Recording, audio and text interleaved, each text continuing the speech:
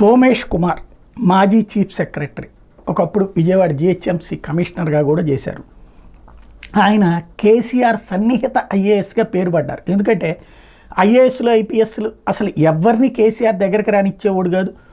ఆయనదంతా రాచరికపు మనస్తత్వంతోనే సాగింది. కానీ ఒక్క సోమేష్ కుమార్ విషయంలో మాత్రం ఎందుకో కేసీఆర్ చాలా ఆయనకి సంబంధించి ఆయన్ని ఆంధ్రాకి కేటాయిస్తే మళ్ళీ డెప్యుటేషన్ మీద వెనక్కి తెప్పించుకుని మరీ అక్కడ పోస్ట్ ఇచ్చినటువంటి పరిస్థితి. దానికి అనుగుణంగానే అక్కడ టీఆర్ఎస్ వాళ్ళకి చాలా పనులు చేసి పెట్టారు అన్నటువంటిదే ప్రధానమైనటువంటి ఆరోపణ, ఆగ్రహం రేవంత్కి కూడా.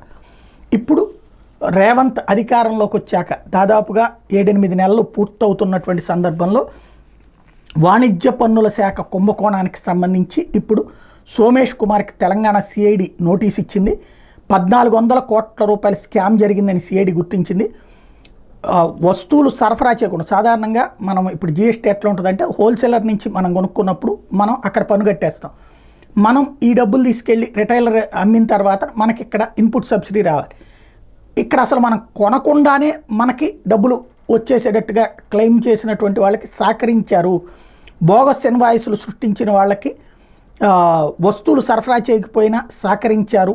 ఫేక్ ఇన్వాయిస్ను సృష్టించి ఐటీసీని క్లెయిమ్ చేసి ఇన్పుట్ సబ్సిడీని క్లెయిమ్ చేసినటువంటి వాళ్ళకి డబ్బులు ఇచ్చినటువంటి కాన్సెప్ట్ మీద 1400 కోట్ల రూపాయల స్కామ్కి సంబంధించి సోమేష్ కుమార్తో పాటుగా వాణిజ్య పన్నుల శాఖ additional commissioner Kashi Visweswararao, deputy commissioner Sivaram ప్రసాద్లకి సిఐడి నోటీసులు ఇచ్చింది. త్వరలో ఈ అధికారులను విచారించి స్టేట్మెంట్ రికార్డు చేయబోతున్నారు.